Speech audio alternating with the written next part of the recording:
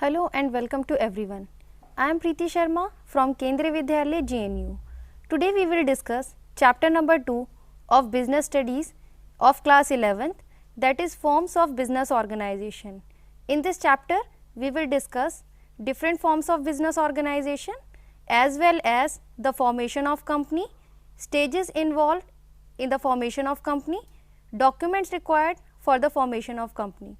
So first of all we will discuss the meaning of forms of business organization.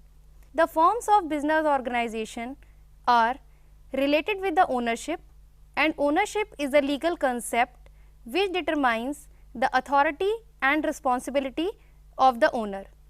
The authority and responsibility of the owners keep on changing along with the changing form of ownership.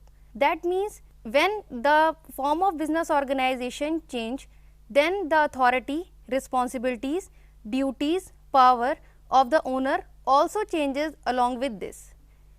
Now look the various forms of business organization. The various forms of business organization are: first, sole proprietorship; B, joint Hindu family business; C, partnership; D, cooperative society; E, joint stock company. So today we will discuss the first form of business organization, that is sole proprietorship. Now look at the meaning of sole proprietorship. Sole proprietorship is the oldest form of business organization. It refers to that form of organization which is owned, managed and controlled by a single individual who is solely responsible for its management. That means this form of organization is owned by a single person who is completely responsible for the profits of the business as well as losses of the business. Whole profits belong to that person only, and whole loss will also be borne by the single person. So that is why we will call this form of organization as a sole proprietorship. Sole means only and proprietorship means ownership. That means only a single person will own this business. Now look at the various features of sole proprietorship one by one. First is formation and closure. No specific law is required for the formation of the sole proprietorship, as well as no specific law is required for the closure of the business. That means there is no legal formality is required at the time of formation as well as at the time of closure of the business. The second feature is liability. The liability of the owner is unlimited.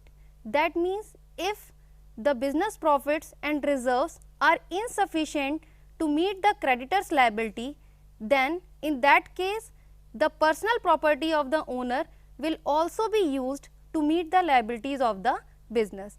That means owners bear the unlimited liability because his business property as well as his personal property is attached with this. The third feature is sole risk bearer and profit recipient. That means that a single person is the owner of the business, so whole risk of the business will be borne by this person only, as well as profit that will be earned during the year will also belongs to that person only. That means only a single person will be the risk bearer as well as the profit recipient. There are no anyone else who will bear the risk as well as who will share the profit of this person. Fourth feature is control. Single control. That means if there is a single owner, that means the full controlling power is also in the hand of that person only. There are no other persons or partners or family members who can share or who can control the business. So there is a single control which will be in the hand of that person only who is the owner of the business itself. Fifth is no separate entity. This means business and owner are not separate from each other. They have the same identity. That means they both are having one entity. Business is not separate from its owner. Lastly, lack of business continuity. Lack of business continuity means death, insolvency as well as any other cause has a direct bearing on the continuity of the business. In case of a death of a person who is having sole proprietorship business, with his death, business will also be closed, as well as in case of insolvency of that person, business will also be closed. Now let us come to the next topic, that is merits of sole proprietorship. First is quick decision making. As we know that there is only a single person who owned, manage and control the business, that means the whole decision making power is in the hand of that person only. There is no one else with whom he has to share his decisions, so he is solely responsible for the decision taken by him. The second point is confidentiality of the information. That means in sole proprietorship, there is no need to share the information with any other person, as well as it is not compulsory for the sole proprietor to publish his accounts in the newspaper as well as in general. In this way, confidentiality of the information is maintained in the business. Third point is direct incentives. That means when all the decisions are taken by the single person, that means the profit which will result with this decision making will also be belong to that person only. Fourth is ease of formation and closure.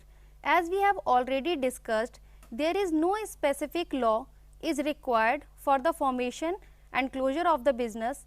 In this way, there is ease of formation and closure of the business. Now let us come to the next point, that is limitations of sole proprietorship. First is limited resources. As this business is owned by the single person only, so the financial resources which are required to establish the business is also limited as compared to the partnership and the company. Second is limited life of business concern. We have already discussed that with the death or insolvency of the person or of a sole proprietor, the business will also be closed. In this way, we can say the life of the business is limited. Third is unlimited liability. The liability of the sole proprietor is also unlimited in case the business assets are insufficient to meet the liability of the creditor. In this case, the personal property of the sole proprietor will also be used to pay the debts of the business. Fourth is limited managerial ability. As we know, this type of organization is owned by the single person. He takes all the decision related to all aspects of the business. In this way, we can say that a single person cannot be efficient in all aspects of the business to take a sound decision. So, there is limited managerial ability in this type of business. Now, let us discuss the home assignment, which is fully based on the topic which we have discussed now. The first question is, name the business organization which is suitable for business acquiring personalized services. The second question is, name the form of organization when there is no separate law for either formation or closure of business. Question number 3, does the sole proprietorship have an identity of its own? Question number 4, what does a person achieve in sole proprietorship other than self-satisfaction? Fifth is, give one reason why sole proprietor usually does not employ talented and ambitious employee. This home assignment is fully based on the topic which we have discussed today, that is the meaning of sole proprietorship, its features, merits and demerits of sole proprietorship. I hope you must have understood all the topics well. In the next session, we will discuss the next form of business organization, that is partnership form of business organization. I hope you must have understood all the topics. Thank you. Have a nice day.